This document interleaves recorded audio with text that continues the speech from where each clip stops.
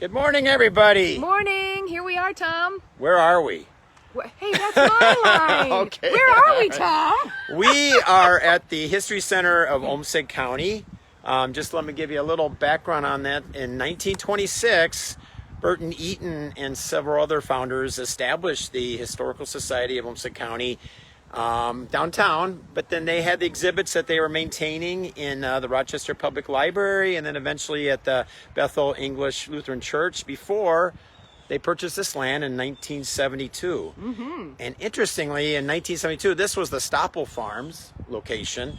And Francis and George Stoppel actually purchased this land after immigrating from Germany and Switzerland, a little stop in Ohio, on Kelly's birthday, April 28th, 1856. And they Probably purchased. shouldn't put my birthday out. Oh, yeah, okay. I'm sorry. I shouldn't have done that. So, That's okay. okay. I'm younger than the cabin. Oh, no. Yeah, whatever. I'm Okay. way younger than the cabin. But anyway, so they purchased the land out here for $1.25 an acre. They each purchased 160 acres, so for $200. Yeah, They got a deal. yeah, So a full the Stoppels, Homestead square. and no, so half this a square. half a square, and the Homestead's 320. Stoppels were here for about 100 years before it was acquired in 1972. So we got a cabin behind us here. This is the William and Bridget D cabin. And it's just a wonderful little exhibit. It's been moved here. Obviously, it's been located several times throughout Rochester, but this is where it resides. Pretty great piece of history. And what about a cabin like this, Kelly? Would you have had those plants in the front like that?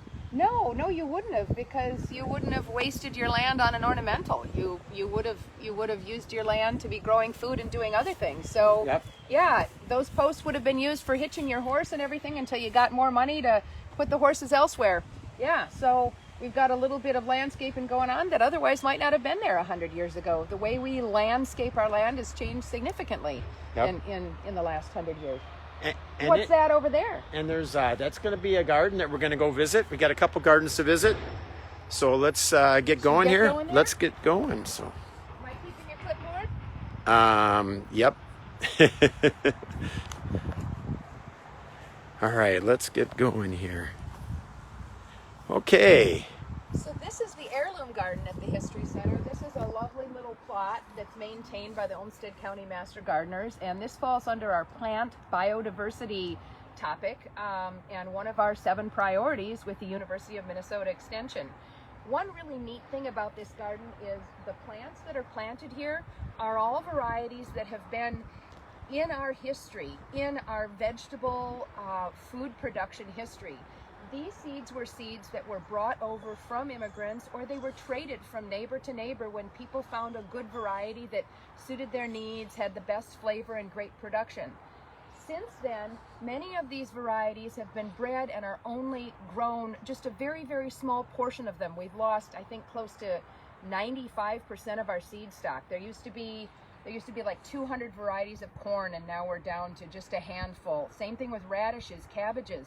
So as seed companies became prevalent in the late 1800s and early 1900s, they started breeding that old-fashioned Mendelian kind of breeding, put the pollen from one flower of one plant onto the female parts of the flower from another variety, and they would successively get varieties that were hopefully improved. Well, now we're down to just 4 really huge corporations that control all of the just seed 4. stock. Okay. Just 4 from hundreds. And we've lost a lot of genetic biodiversity over the course of time. And this garden is something that really preserves that. So let's take a look at some of the varieties that are here. Wow. This is one of my favorites that I have in my garden. Yeah. We saw that last week. Yeah, Hopi Red Dye Amaranth. So this was used, and I did use the term Hopi, which is a Native American nation from the Southwest United States. And this was used to dye. So many of the red colors at the turn of the century and before came from this plant. When you use the correct mordant to dye, you get a brilliant red. We've got nasturtiums that are inedible. Here's a beautiful cleome, and just as point of reference, this is that same plant that we saw out at the village. Yep. That there is a species that is edible. This is not the edible variety, but what they do is they pickle these pods, and this is the ornamental variety that came into vogue in the 20th century here in America. We've got some morning glories on the fence over there. And let's go in and see what. Yeah, the see what else nasturtiums. is You growing. probably remember Kelly and I eating nasturtium flowers at one of our episodes. Yeah, when we were at Forager Brewery. So let's see what we've got here. Let's see what we got. So Beth's got a group over here. So let's see. So we've got some leeks growing here. Looks like 3 different varieties in 3 different beds. We've got some beautiful chard. This is five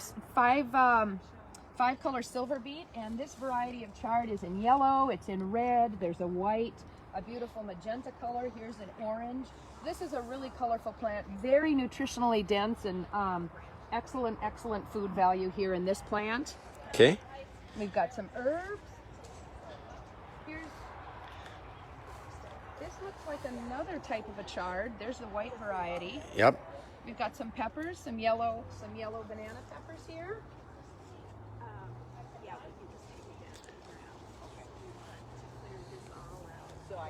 Oh, this She's is got giant, these. This is giant musselburgh. This is a great leek. This is also called Scottish flag, and I just got through growing a second crop of this. I overwintered it last year, and a lot of the seeds are going to be donated to the seed library. So you will be able to find these seeds for this leek, giant musselburgh, in the seed library in spring when we open back up in March. Fantastic. Say, Beth, you want to say a few things?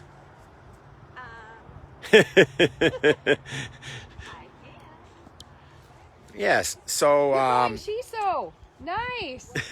More people have been excited about that. Yep. They're hesitant to taste it, but then trying to describe what the flavor is, it really intrigues people. And one of our master gardeners who works with us in this garden is going to develop recipes using it. And also this kale that Angel is cutting. It's a newer variety called Jagello, Nice. and it's a little bit milder, especially after the first frost. So let me introduce. This is Beth Pletzer. She's our leader of this project here, the Heirloom or the Heritage Garden, whatever we tend to call it. She likes calling it the Heirloom Garden, so that's wonderful. And she's got a crew out here this morning. Just about done harvesting though, right? Yeah, we're going to end up somewhere around 600 pounds. 600 per panel pounds. line. And you've done some cover crops, it looks like, after you've Yes. done the harvest. You want to talk a little bit about that, maybe? Well, one thing we found out with cover crops is it takes a lot more seed than you would think. We started out with 1 pound, and that took care of one of a stretch just about one like section. that. Yeah. Yeah, because you have to seed it thickly, because the point is to keep out the weeds and also to get as much root growth as possible. Okay. So Wow, wonderful. So Yours is a little bit further along than mine in my potager. well, we were just having a discussion about, is it too late? And we think as long as you could get something to sprout, it's not too late. Right. The roots down there creating channels of, decayed organic matter, air and water channels is really great. You've got vetch in yours though. That's interesting. Yep. Yes, a lot of the mixtures seem to come with vetch. And Okay, mine doesn't have vetch in it. yeah, and I wasn't too thrilled about it. Yeah. It can be invasive, Yeah. but it'll supposedly be dead by Hopefully. the end of the winter. Wonderful. Now this is an amaranth, yes? No, it's not.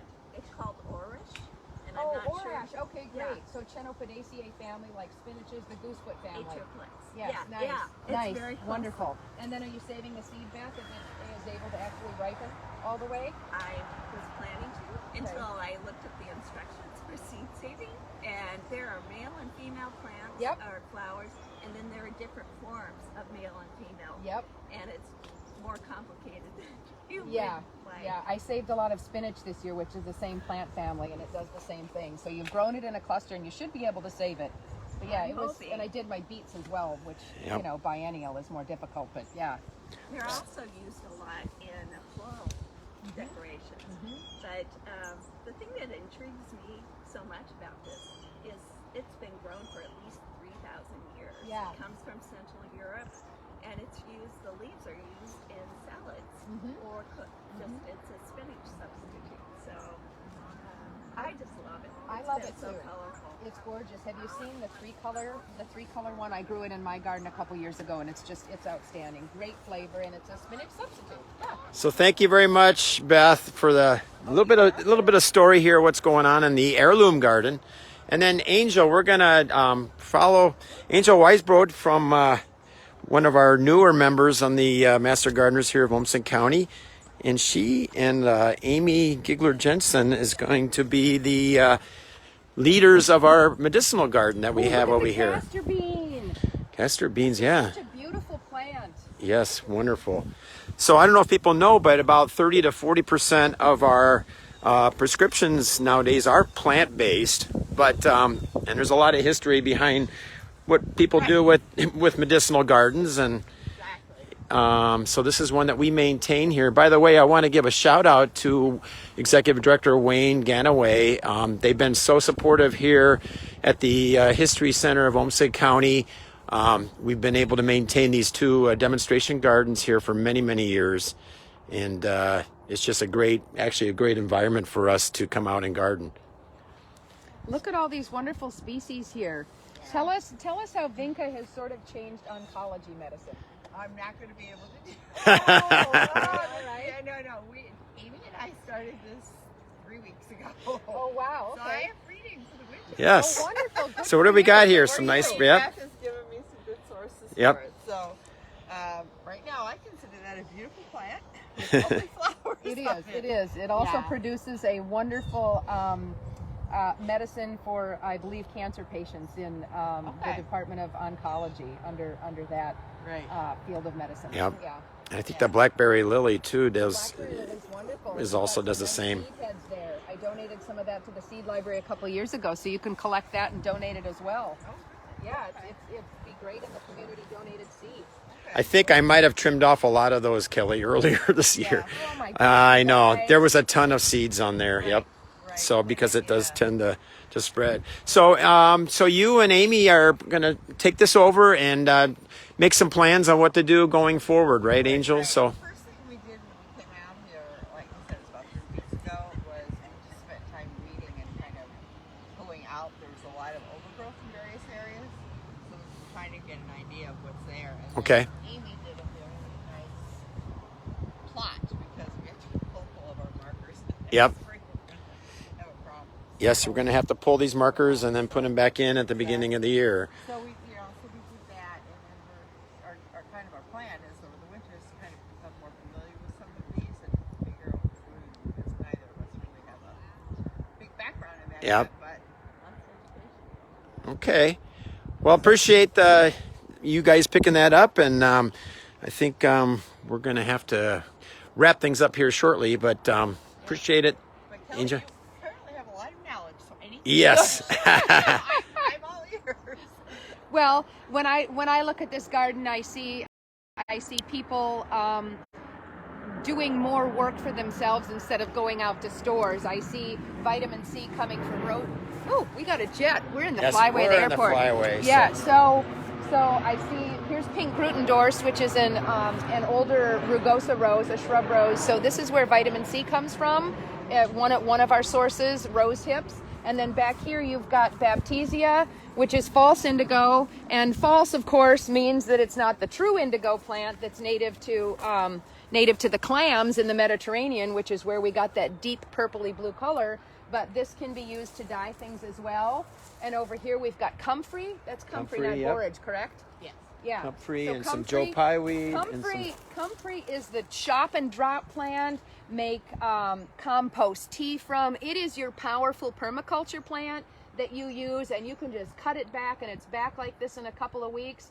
Typically they're grown in circles around. If you're thinking about plant families or colonies that's typical of permaculture, they would be planted underneath all of these apple trees. And this orchard, of course, was used to feed people in the cabin. Right. Yep. Yeah. Wonderful. We got some Joe Pye weed back here. We've got got some. sage, which of course most of us just cornflower. use now with, around Thanksgiving time. Yep. It's a great herb. Yep. Ajuga, we've got Joe Pye, Some coneflowers, spearmint back there. echinacea. Yep. Yep. Here's Stachys, which is very similar to mullein. Or lamb's ear, or whatever they Lamb's can. ear, yeah. Common And name. This is an Artemisia. I don't know which Artemisia this is. I think it's worm. I don't see a tag. Is this wormwood? Wormwood, I think, yes. And it's something that we have to Wormwood, maintain. okay. Yep. So, Oh, and here's hyssop, one of your favorite pollinator plants. Yep. So with that, With that, we're about ready to wrap up episode 15. And what does that mean? We've got just that a means couple we more go on to episodes. episode 16 next week. Yes, we do. Awesome. And we How only about have a that? couple episodes left, folks. I think we're the just going to growing make it to season. 17, aren't we? We're going to just make it to 17. So Are we going to get our act together next year, start them a little earlier so we can do 20 episodes for season 2? Yeah, I think so. Awesome. That'd So be with great. that, thanks for joining us today. And what do we say? Rock your day. Rock your day. Rock Okay, your day. rock your day. How long?